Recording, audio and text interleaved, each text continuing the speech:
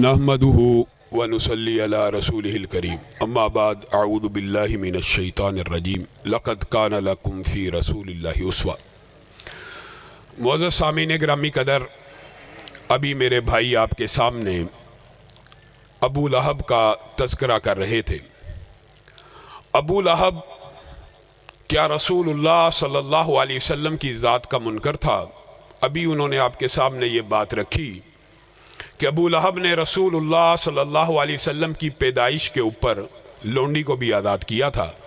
माह रबीउल अव्वल के अंदर आप ये रवायत कसरत से लोगों के मुंह से सुनेंगे। गोया रसूलुल्लाह सल्लल्लाहु अलैहि वसल्लम की ज़ात से मोहब्बत करने वाला था, रसूलुल्लाह की ज़ात को मानने वाला था। हत्ता कि उसने अपने घर की जो तामीर की थी वो इस अंदाज में की थी कि जब सुबह उठे पहली नज़र अगर पड़े तो रसूलुल्लाह सल्लल्लाहु अलैहि वसल्लम के चेहरे पर पड़े। घर की तामीर भी इस अंदाज में है कि ये मेरा भतीजा मेरी आंखों के सामने पले बढ़े। और ये बात सिर्फ अबू लहब की नहीं है, कुफ़ारे मक्का और कुरैश मक्का भी रसूलुल्लाह सल्लल्लाहु अलैहि वसल्लम को चलता हुआ देखते थे तो कहते थे सादिक आ रहा है, अमीन आ रहा है। रसूलुल्लाह सल्लल्लाहु अलैहि वसल्लम की ज़ात उन्होंने भी मानी। हत्ता कि रसूलुल्लाह सल्लल्लाहु अलैहि वसल्लम ने जब ये कहा मैंने तुम्हारे दरमियान एक अरसा बिताया है, क्या तुम ये समझते हो मैं तुमसे झूठ बोलूँगा? अगर मैं कहूँ पहाड़ के पीछे से एक लश्कर आ रहा है तो क्या ये मैं समझते हो झूठ बोलूँगा? हरगिज़ नहीं। आपकी ज़ात का इनकार, आपके सादिक और अमीन होने का इनकार कुफारे मक्का और कुरैश मक्का ने भी नहीं किया। इख्तलाफ भाई ने कुछ आपके सामने रखा, यहीं से मैं आज अपनी बात का आगाज करता हूं। असल इख्तलाफ रसूलुल्लाह सल्लल्लाहु अलैहि वसल्लम के साथ क्या था? अबू लहब का अबू बकर से फर्क क्या है? एक अबू लहब है, एक अबू बकर है, दोनों का फर्क क्या है? एक ने सिर्फ जात को माना, दूसरे ने जात के साथ साथ उस रसूल और पैगंबर की बात को भी माना। हत्ता कि एक मौका आपको इल्म है ऐसा आया कि हजरत अबू बकर उस रात मक्का में नहीं थे। आए उमैया बिन खलफ, अबू जहल, सारे आपस में जो हम जोली हैं बैठे हुए हैं, आज प्लानिंग कर रहे हैं, मंसूबा बना रहे हैं कि अबू बकर को आज घेर लेंगे, आज अबू बकर को पकड़ लेंगे। अबू बकर आ गए। अबू बकर बताइए, क्या आपकी अकल में यह बात आती है कि एक शख्स रातों रात फलस्तीन गया, फलस्तीन से सातों आसमान की सैर करके आया और वापस आया तो रात का अभी एक पहर भी नहीं था गुजरा? अबू बकर ने कहा यह बात अकल में तो नहीं आती। उन्होंने समझा वार चल गया, आज अबू बकर हमारी बातों में आ जाएगा। अबू बकर फिर आपके साहिब ने इस बात का ऐलान किया है कि वो फलस्तीन भी गए हैं, सात आसमानों पे भी गए हैं और सात आसमानों से वापस आए हैं, रात का एक पहर भी नहीं गुजरा। अब आप बताएं, ये आपका और मेरा मनहज है, ये आपका और मेरा अकीदा है जिसे आज हमने समझना है। हजरत अबू बकर ने कहा अकल में तो ये बात नहीं आती, लेकिन अगर ये बात रसूलुल्लाह सल्लल्लाहु अलैहि वसल्लम ने फरमाई है तो अबू बकर का ईमान कहता है ये बात सच्ची है। बात खत्म। ये आपका और मेरा मनहज है, ये आपका और मेरा अकीदा है कि रसूलुल्लाह की जिस तरह जात आला है उसी तरह रसूलुल्लाह सल्लल्लाहु अलैहि वसल्लम की बात आला। कितनी आला? वमा यंतिकु अनिल हवा इन हुआ इल्ला वह्युन यूहा। ये तो आपने सुना, बहुत ज्यादा सुना। रसूलुल्लाह अपनी मर्जी से बोलते ही नहीं, जब भी बोलते हैं वही के ताबे होके बोलते हैं। लेकिन एक वाकया आपने कुछ कम सुना। वो वाकया क्या है? वो वाकया ये है कि अब्दुल्ला बिन अमर, आपको इल्म में होना चाहिए, ये अब्दुल्ला बिन अमर बिन अल आस हैं, इनके पास लिखी हुई सबसे ज़्यादा हदीसें हैं। वैसे तो आपको इल्म है हज़रत अबू हुरैरा की रवायात ज़्यादा हैं, लेकिन लिखी हुई किताबत में इनके पास सबसे ज़्यादा हैं। क्यों? ये रसूलुल्लाह की हर बात को लिख लिया करते थे, हर बात को लिख लिया करते थे। आज मुआशरे के अंदर इस्तिग़फ़ाफ़ हदीस, इस्तिहकार हदीस, इनकार हदीस का जितना भी फितना है वो सारा जिस फलसफे की बुनियाद के ऊपर है उस दौर में भी वो फलसफा मौजूद था। कैसे? عبداللہ بن عمر بن العاص ہر بات کو لکھ لیا کرتے تھے، تو کفار مکہ نے اور قریش مکہ نے اور ارد گرد کے لوگوں نے ان کو ایک وسوسہ ڈالا۔ کیا کہا؟ رسول اللہ بشر، رسول اللہ بشر ہیں، یتکلم فی الغضب والرضا، وہ کبھی غصے میں بولتے ہیں اور کبھی خوشی میں بولتے ہیں، آپ ہر بات کو لکھ لیتے ہیں۔ یہ وسوسہ آج انکار حدیث کا سب سے بڑا سرخیل غامدی آپ کو ڈالتا ہے کہ رسول اللہ کی ایک زندگی بشری ہے، ایک زندگی نبوی ہے۔ کون بیان کرے گا، کون فیصلہ کرے گا کہ یہ نبوی زندگی میں فرمان ہوا تھا، یہ بشری زندگی میں فرمان ہوا تھا؟ اسی طرح کا مغالطہ وہاں پہ بھی ڈالا گیا۔ اب انہوں نے لکھنا چھوڑ دیا۔ رسول اللہ صلی اللہ علیہ وسلم باہر آئے، دیکھا عبداللہ بن عمر بن العاص نہیں لکھ رہے۔ کہا کیا بات ہے؟ واقعہ لمبا چوڑا مختصر آپ کے سامنے رکھتا ہوں۔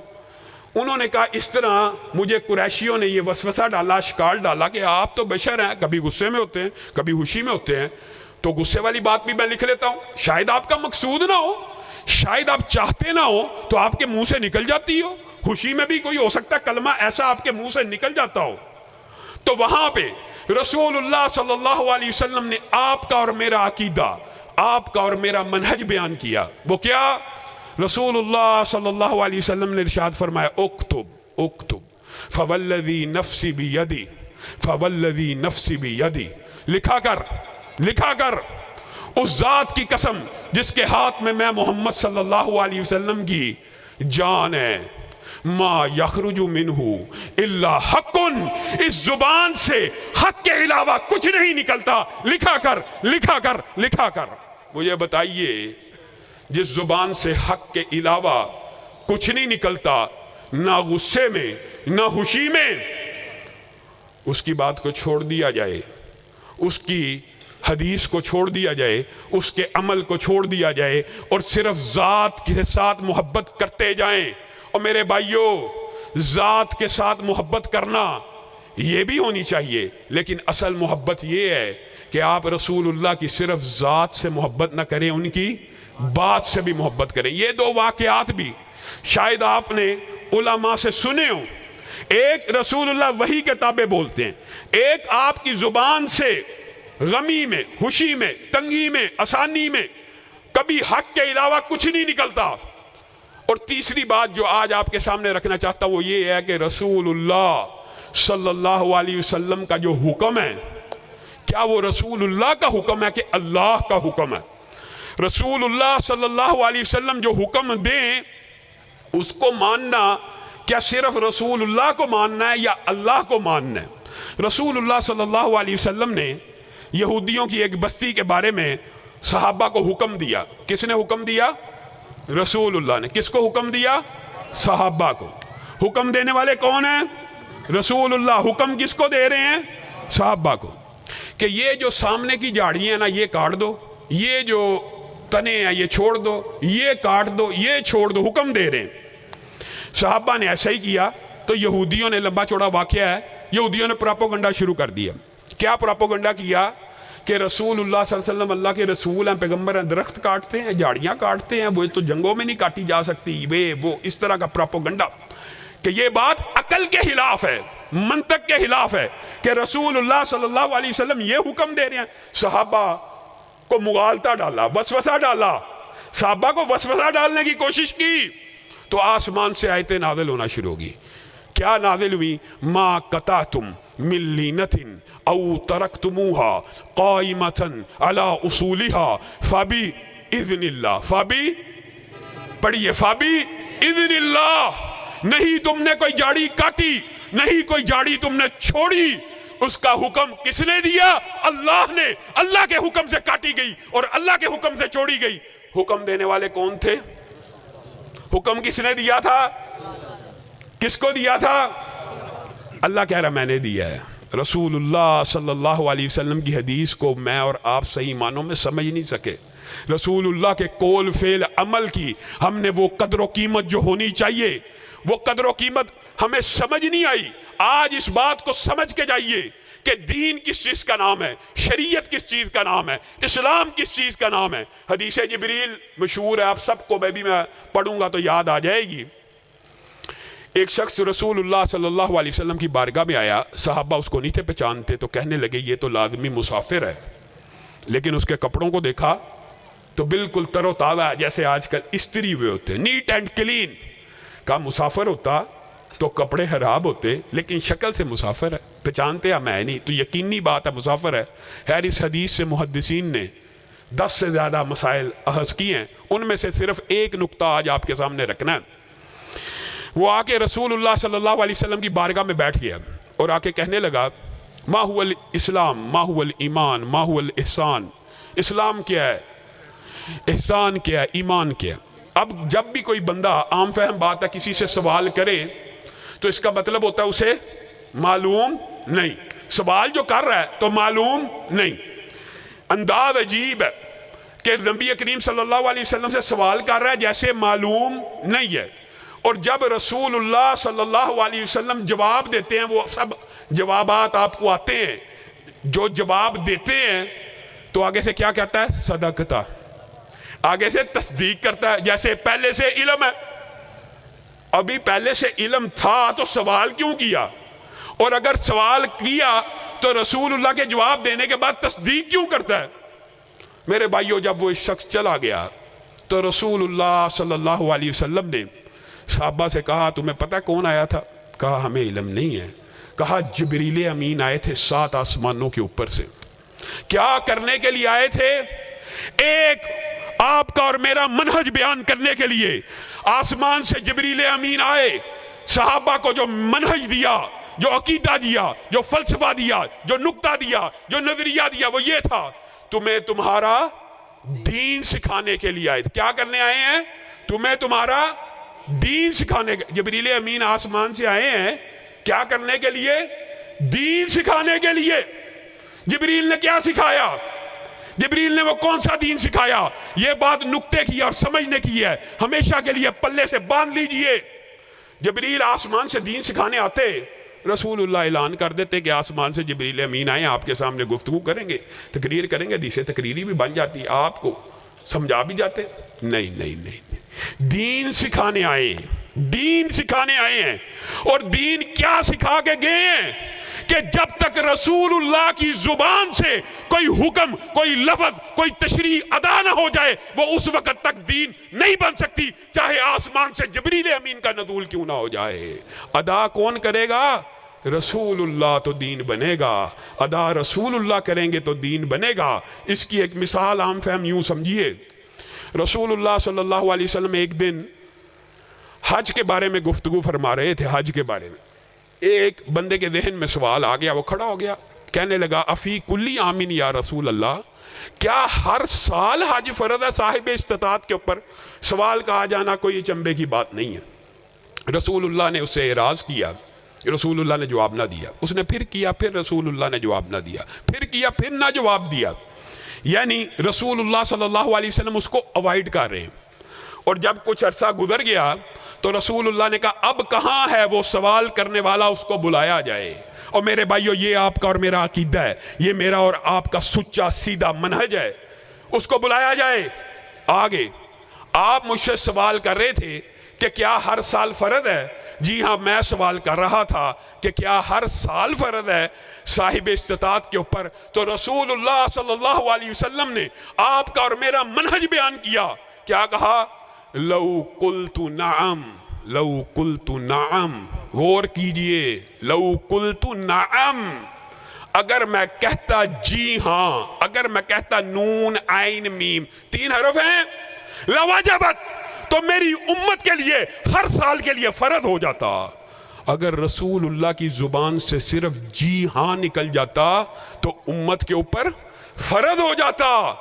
اور رسول اللہ صلی اللہ علیہ وسلم تلقین کرتے رہے، کسی بات کو سمجھاتے رہے، نماز کا طریقہ بتلاتے رہے، وہ حکم دیتے رہے کہ نماز اس طرح پڑھو جس طرح میں نے پڑھی۔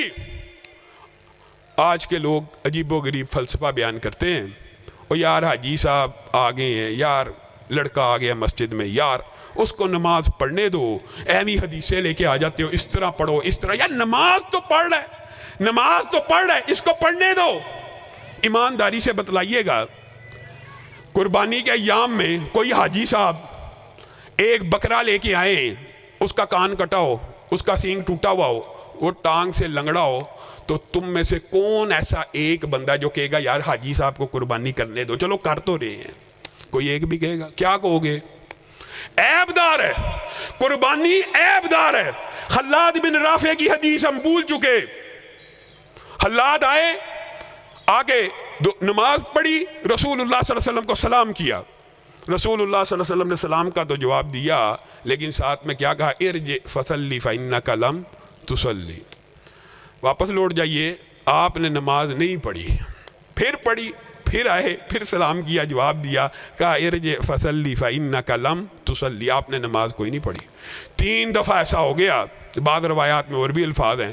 حلاد آ کے کہنے لگے اے اللہ کے رسول مجھے آتی ہے ایسے، میں نے پڑھتا ہی ایسے ہوں، مجھے آتی ہی ایسے ہے۔ رسول اللہ صلی اللہ علیہ وسلم نے کہا چلو پڑھتے ہو تو پڑھتے چلے جاؤ، چلو حاجی صاحب نماز تو پڑھنا شروع ہو گیا حج کے بعد، مولوی صاحب صوفی صاحب نماز تو پڑھنے دو۔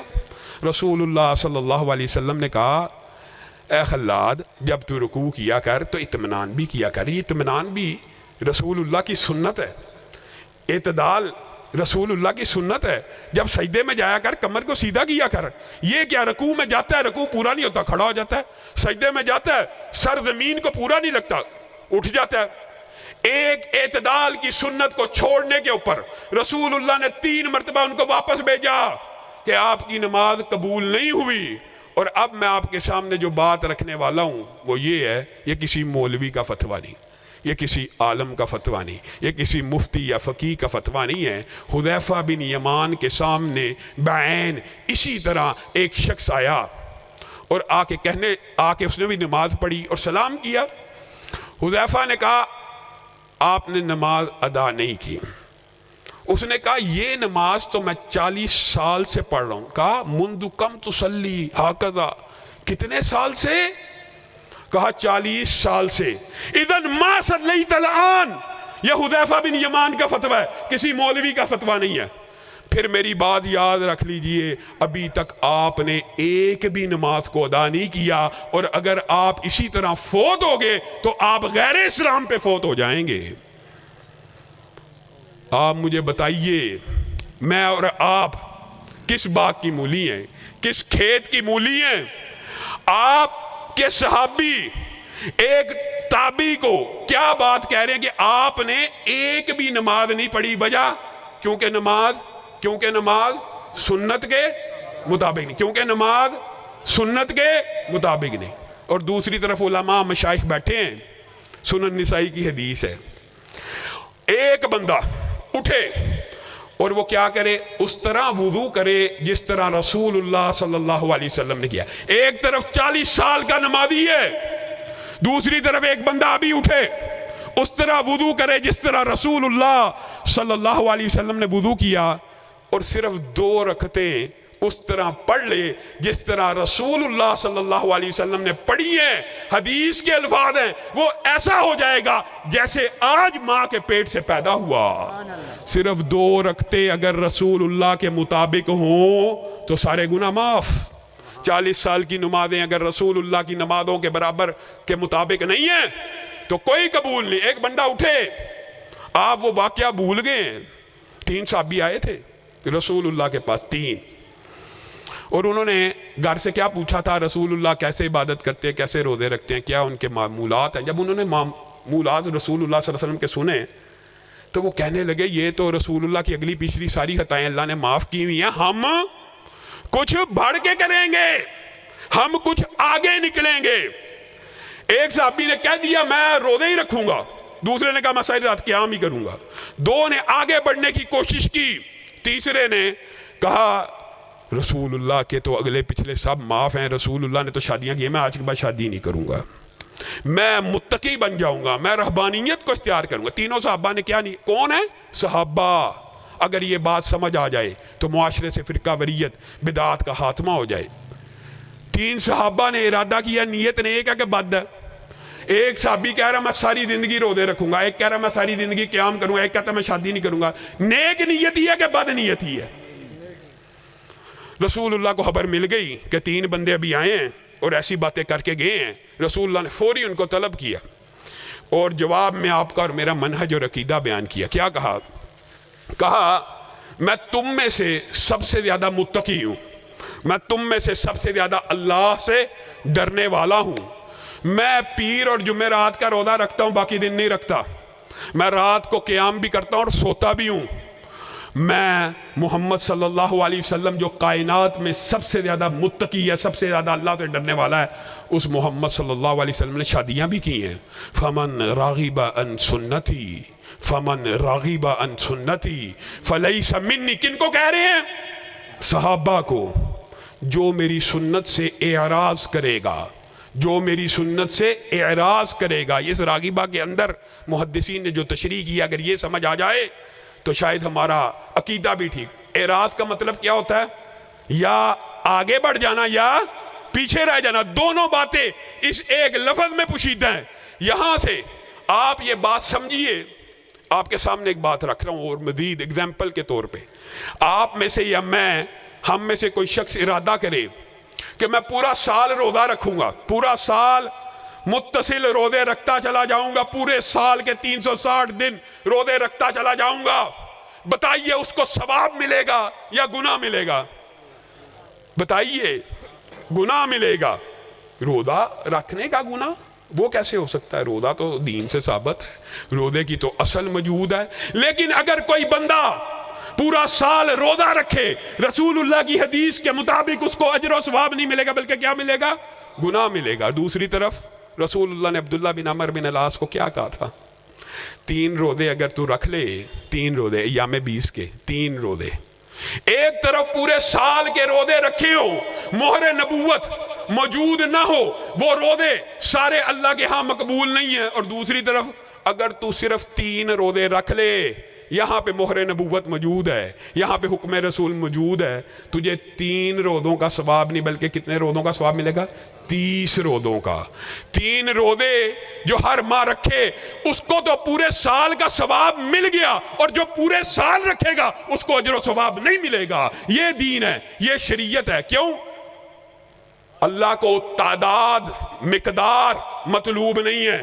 اعمال کے اوپر اللہ کو مقدار اور تعداد مطلوب نہیں ہے. اعمال کے اوپر اللہ رب العزت کو یہ بات مطلوب ہے کہ اس عمل کے اوپر پیارے نبی کی مہر ہے یا نہیں ہے. پیارے نبی کی مہر ہے تو عمل قبول ہے.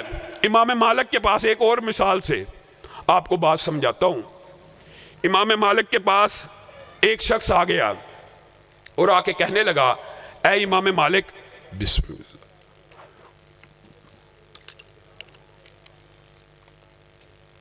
میں مسجد النبوی سے احرام کی تلبیہ پکارنا چاہتا ہوں. آپ مسجد النبوی سے کیوں تلبیہ پکارنا چاہتے ہیں؟ وہ جو ذی الخلیفہ ہے, بیر علی ہے, اب یار علی جس کو کہتے ہیں, اب وہاں سے جا کے تلبیہ کہیے. رسول اللہ صلی اللہ علیہ وسلم نے وہاں سے جا کے تلبیہ کی تھی. اچھا جی, میں امام مالک آپ کو ایک بات بتاتا ہوں. ہاں جی, کیا بات ہے؟ یہ جو مسجد النبوی ہے اس میں روضہ تم میرے یاد الجنہ ہے. ادھر ایک نماز کا ثواب 1000 نماز کے برابر ہے. یہ آخری نبی کی آخری مسجد ہے. اس مدینہ کے اندر دجال نہیں آ سکتا, اس مدینہ میں طاعون نہیں آ سکتا.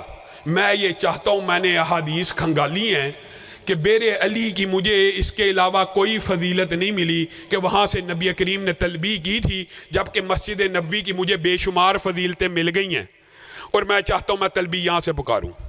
تو امام مالک نے ان کے سامنے ایک آیت پڑھی تھی, فَلْيَحْذَرِ الَّذِينَ يُخَالِفُونَ عَنْ أَمْرِهِ أَن تُصِيبَهُمْ فِتْنَةٌ. اے شخص تو ڈر جا, تو فتنے میں مبتلا ہو چکا ہے. تیرا عقیدہ اور نظریہ یہ ہے, اور یہ بات یاد رکھیے, آج بھی یہ حسب حال ہے.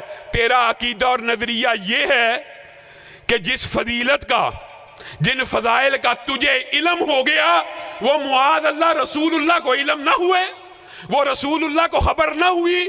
تیرے لیے یہی بات کافی ہے ذی الحلیفہ سے تلبیہ کہنے کے لیے کہ رسول اللہ صلی اللہ علیہ وسلم نے وہاں سے تلبیہ کی ہے. ڈر جا. آج ہمارا ذہن یہ ہے, نیکی کا کام ہی ہے نا, فضائل کا کام ہی ہے نا, اچھا کام ہی ہے نا, نیت نیک ہے تو کر لیجئے, حرج کیا ہے؟ رسول اللہ صلی اللہ علیہ وسلم نے فرمایا, میں پیر کے روز پیدا ہوا, اور میں پیر کا روزہ رکھتا ہوں. میں پیر کے روز پیدا ہوا, میں پیر کا. ایک بندہ کہ نہیں میں پیر کا روزہ نہیں, رسول اللہ جب پیدا ہوئے میں اس دن عید کروں گا. روزے کے دن عید, جس چیز کو رسول اللہ صلی اللہ علیہ وسلم نے اپنی پیدائش سے خاص کیا اور ہفت روزے کے ساتھ خاص کیا. میں پیر کو پیدا ہوا, میں پیر کا روزہ رکھتا ہوں. ایک مولوی اٹھے, وہ کہ نہیں میں پیر کو عید مناؤں گا. بتائیے اس نے رسول اللہ کے حکم کو مانا یا اپنی اجتہاد اور اپنی رائے کو مانا؟ اور رائے وہ بھی رسول اللہ کے سامنے رائے چلانا.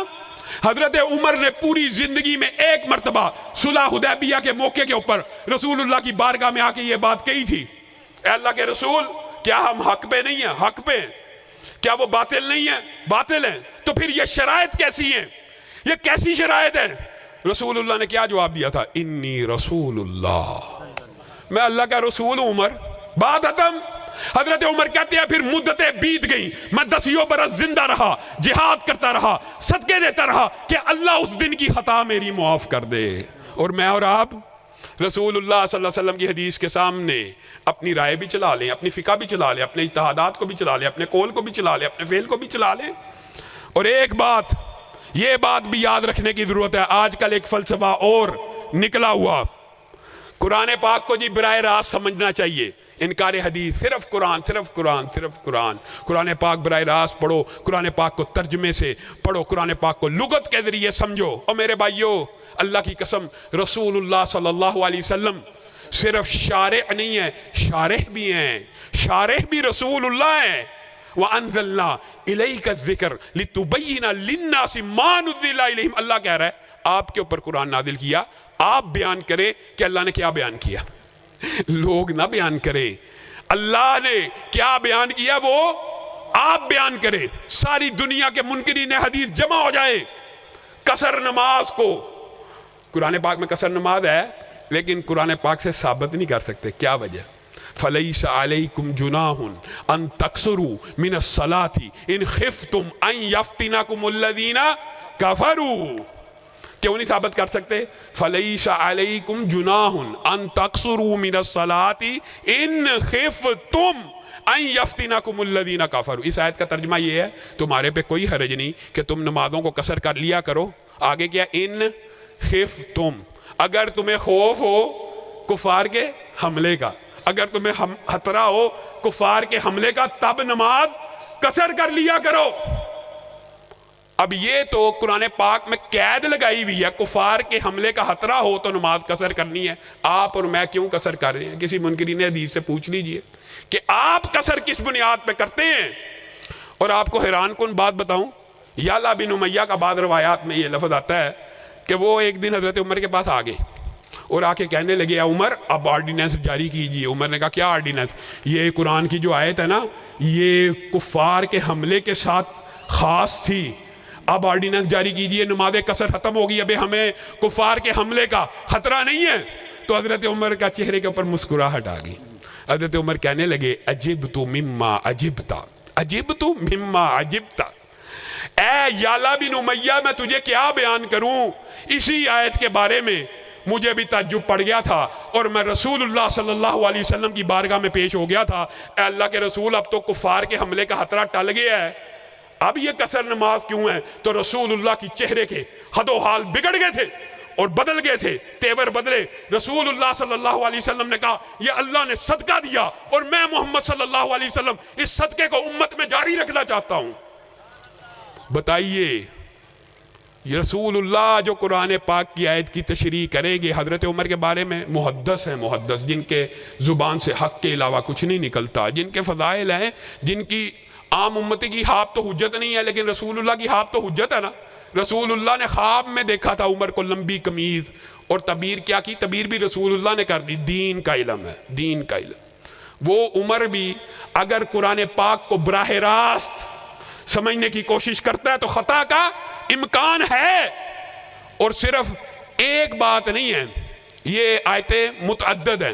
حضرت عدی بن حاتم کے بارے میں آپ جانتے ہیں کہ جس وقت یہ آیت نازل ہوئی کلوا واشربوا حتی یتبین لکم الخیط الابیض من الخیط الاسود, حیران کن بات ہے. غامدی صاحب ذرا غور کریں, لغت کے ذریعے قرآن پاک کو سمجھیں گے.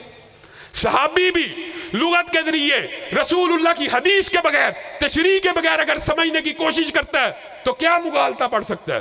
عدی بن حاتم نے اپنے سرانے کے اوپر 2 داغے رکھ لیے، ایک سفید داغا اور ایک کالا داغا، اور دیکھنے لگے، کھاتے پیتے رہے۔ جب روشنی بڑھ گئی، جب کالا الگ ہو گیا، سفید الگ ہو گیا، تب تک کھاتے پیتے رہے۔ اگلے دن رسول اللہ صلی اللہ علیہ وسلم کی بارگاہ میں پیش ہوئے، رسول اللہ بھی مسکرانا شروع ہو گئے۔ اے عدی، تو نے قرآن پاک کو کیا سمجھا؟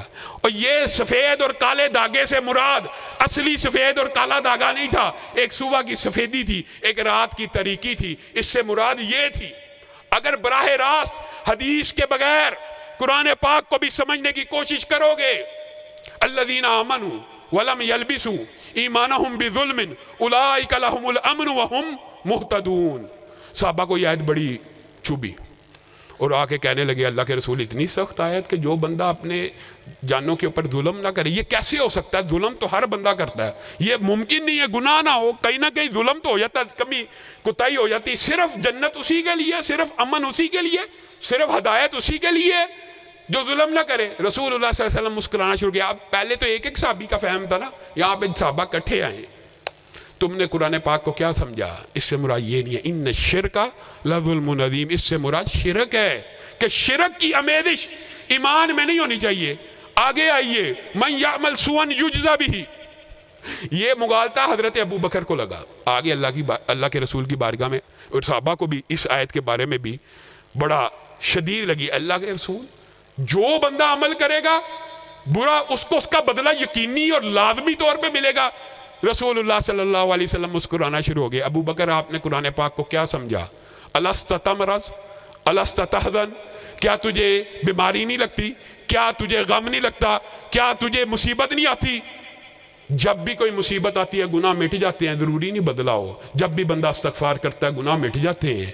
گویا آپ کے سامنے یہ بات رکھنے کا مقصد یہ ہے کہ دین کس چیز کا نام ہے؟ رسول اللہ صلی اللہ علیہ وسلم کے قول کا، فعل کا، عمل کا، حتیٰ کہ قرآن پاک کی تشریح بھی کس کی قبول ہوگی؟ رسول اللہ صلی اللہ علیہ وسلم کی۔ اور آج کل ایک فلسفہ تحقیق کے اس حوالے سے ایک بات کر کے میں اپنی بات کے اختتام کی طرف بڑھوں گا۔ رسول اللہ صلی اللہ علیہ وسلم نے 3 جرنیل صحابہ کو کہا، انطلقوا حتی تأتوا روضۃ خاخ، یہاں سے چلو اور روضہ خاخ نامی وادی میں جب پہنچو گے تو وہاں پہ ایک عورت ہوگی، ماہا کتاب، اس کے پاس ایک رسالہ ہے، وہ پکڑ لانا، ہاتھ ہے۔ یہ تینوں علی، مقداد چلے گئے، زبیر جرنیل صاحب۔ جب وادی خاخ میں پہنچے وہ عورت وہاں پہ موجود تھی، کجاوا بھی موجود ہے، اونٹ بھی موجود ہے، عورت بھی موجود ہے۔ انہوں نے اچھی طرح سامان کی تلاشی لی، عورت کی تلاشی لی، خط نہ ملا، خط نہ ملا۔ اب کسی عام بادشاہ کے نمائندے ہوتے یا قاصد ہوتے تو وہ بادشاہ کو کیا کہتے کہ آپ کو جو اطلاع ملی ہے وہ غلط ہے، آپ کو جو اطلاع ملی ہے وہ غلط ہے، اور عورت کے پاس کوئی لیٹر نہیں ہے۔ یہاں پہ صحابہ نے آپ کا اور میرا منہج بیان کیا۔ عورت نے کہا آپ کو اطلاع ملی جائے، میرے پاس خط ہے، میرے پاس کوئی خط نہیں ہے، میرے پاس کوئی خط نہیں ہے۔ آگے میں صحابہ کا میں مفہوماً آپ کے سامنے رکھ رہا ہوں، جو جواب ہے وہ یہ ہے کہ تحقیق تو کہتی ہے، تفتیش تو کہتی ہے کہ خط تیرے پاس نہیں۔ آج کل یہی فلسفہ ہے نا، یہ جی سائنسی تحقیق کے مطابق یہ بات پوری نہیں اترتی، یہ بات تحقیق تو کہتی ہے خط تیرے پاس نہیں، تفتیش اور تلاشی بھی کہتی ہے خط تیرے پاس نہیں، لیکن ہمارا ایمان کہتا ہے خط تیرے پاس ہے، نکال دے۔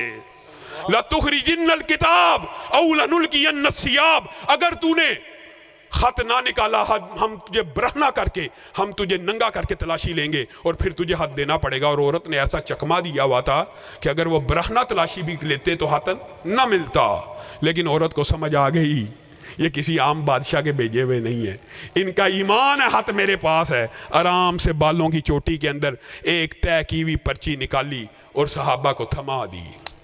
رسول اللہ کی کوئی بات، رسول اللہ کی کوئی حدیث ممکن نہیں ہے کہ وہ حجت نہ ہو، دلیل نہ ہو۔ لیکن میرے بھائیو، آخر میں ایک بات میں آپ سے بھی کہنا چاہتا ہوں، ہم نے عقیدہ تو یہ بنا لیا، فلسفہ تو یہ بنا لیا کہ ہم اہل حدیث ہیں، ہمارا منہج سلیم ہے، اور ہے فخر ہونا چاہیے، اس بات کے اوپر فخر بھی ہونا چاہیے۔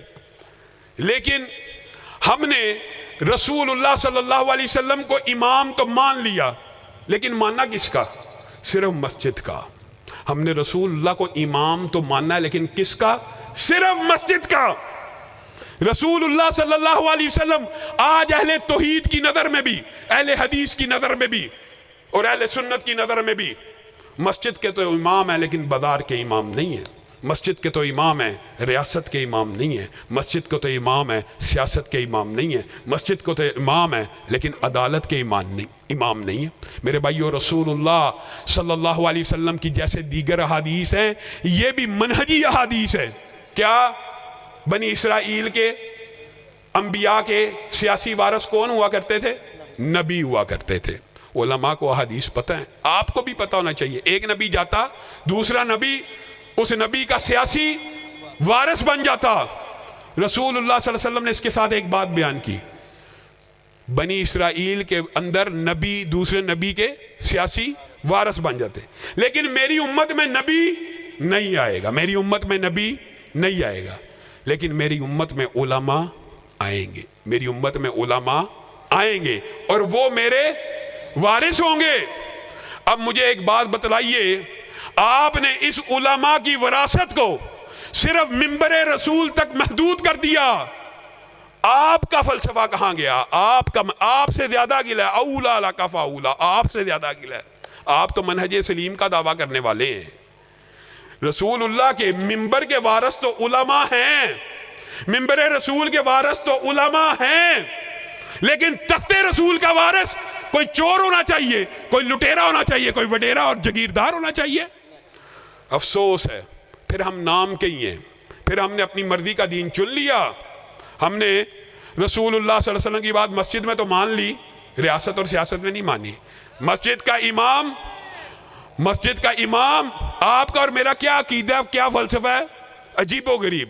یہ مسجد کا جو امام ہے نا، آج شکر ہے اللہ کا، چلو اتنی اچھائی باقی ہے، منبر رسول کا جو وارث ہے وہ کرپٹ نہیں ہونا چاہیے، وہ چور نہیں ہونا چاہیے، وہ زانی نہیں ہونا چاہیے. حتیٰ کہ کسی کو پتہ لگ جائے نا کہ مسجد رسول کا یا منبر رسول کا وارث اس برائی میں مبتلا، لوگ اس کو چپیڑے مار کے اتار دیتے ہیں، دھکے دے کے مسجد سے نکال دیتے ہیں. یعنی منبر رسول کے اوپر آپ یہ چاہتے ہیں کہ آدمی کرپٹ نہ ہو، چور نہ ہو، لٹیرا نہ ہو، لیکن تخت رسول اور ریاست رسول اور سیاست رسول کے آپ وارثین چاہتے ہیں.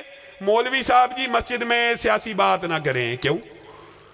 سیاسی بات چور کو کرنی چاہیے، سیاسی بات لٹیرے کو کرنی چاہیے، سیاسی بات جگیردار اور وڈیرے کو کرنی چاہیے. یہ آپ کے عقل کے اوپر کیپٹلزم اور سرمایہ دارانہ نظام نے ایسا پردہ ڈالا کہ مولوی کو صرف مسجد تک محدود کر دو. رسول اللہ صلی اللہ علیہ وسلم نے اپنے بعد ریاست کا امام جس کو بنایا اسی کو مصلی کا امام بنایا، یا یوں کہہ لیجئے جس کو مصلی کا امام بنایا اسی کو ریاست کا امام بنایا، اسی کو سیاست کا امام بنایا. اور کس کو کھڑا کیا؟ حضرت ابو بکر کو.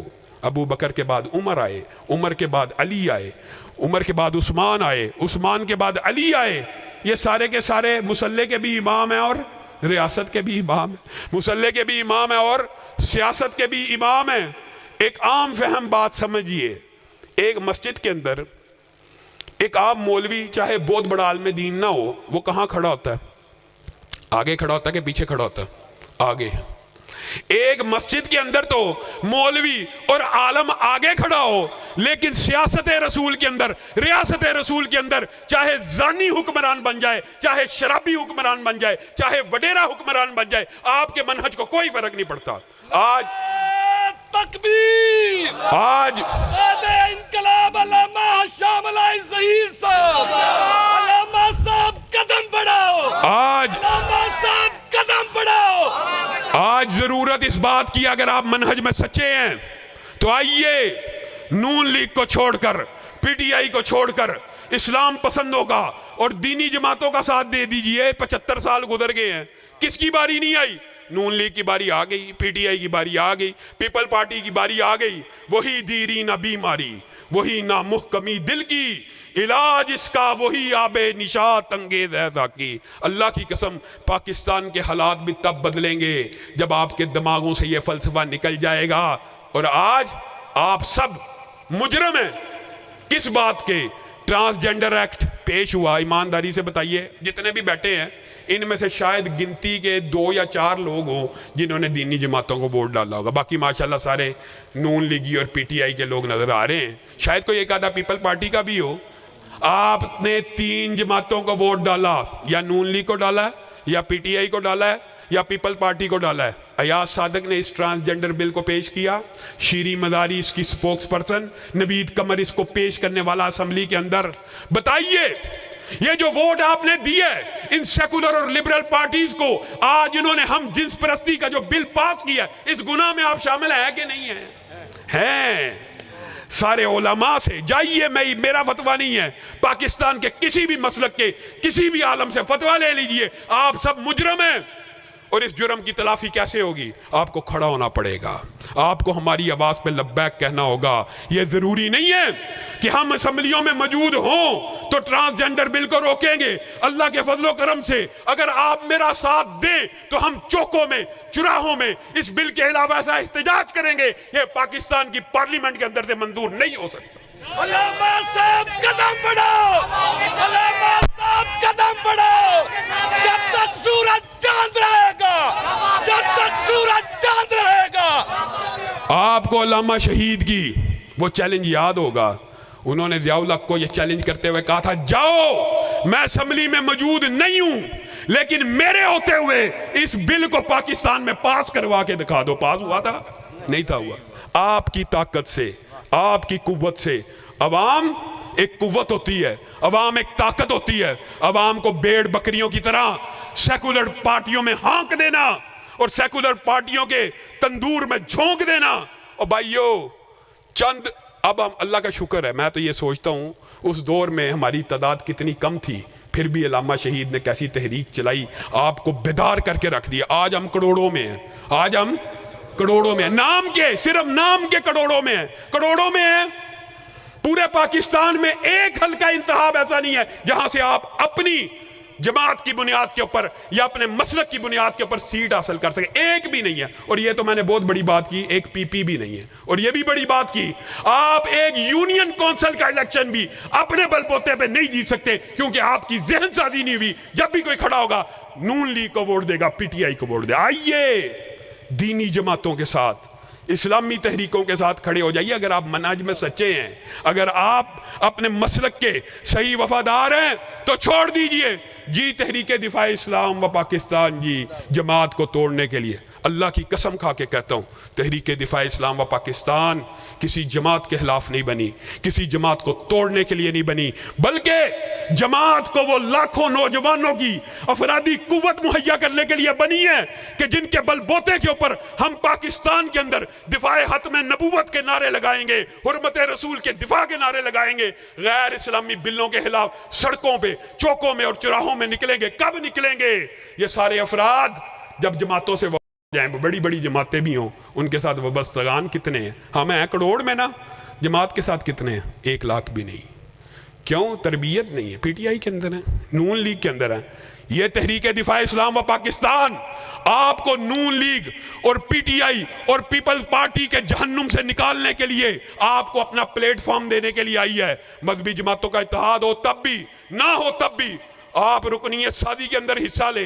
اللہ کے فضل و کرم سے اگر آپ لوگ میرا ساتھ دیں گے، اور یہ انشاءاللہ وقت کی بھی آواز ہے، اور میرے لیے مرکزی جمعیت، میں خود اس کا عہدیدار ہوں، بڑی محترم ہے میرے لیے، جماعت الدعوہ بھی بڑی محترم ہے میرے لیے، عالمی بھی میرے لیے، ہر اہل حدیث میری آنکھ کا تارا ہے، اور ہر اہل اسلام میرے دل میں بستا ہے جس کے اندر اسلام کی درد ہے۔ حریت فکر اور بیداری کی اس تحریک کا ساتھ دے دیجئے۔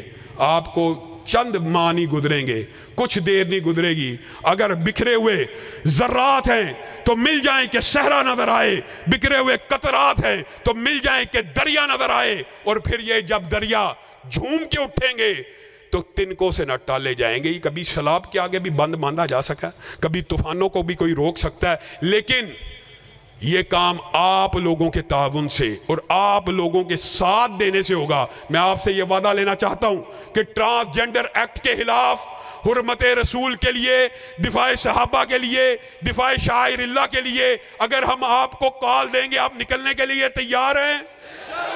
یہ زمین جب تلک نہ لیں گے ہم، اس سے اگتے رہیں گے یوں ہی غم، اور روٹی کپڑا مکان ہم دیں گے، اہل محنت کو شام ہم دیں گے، اہل محنت کو شان ہم دیں گے، اس خدا کو مٹائیں گے ہم ہی، فصل گل لے کے آئیں گے ہم ہی، اور حکمراں ہو گئے کمینے لوگ، خاک میں مل گئے نگینے لوگ، رہزنوں نے رہزنی کی ہے، لیکن ایمانداری سے بتائیے راہبروں نے بھی کیا کوئی کمی کی ہے؟ آپ سب مل جائیے، خون دل دے کے نکاریں گے، روح برگ گلاب ہم نے گلشن کے تحفظ کی قسم کھائی ہے۔ وآخر دعوانا ان الحمدللہ۔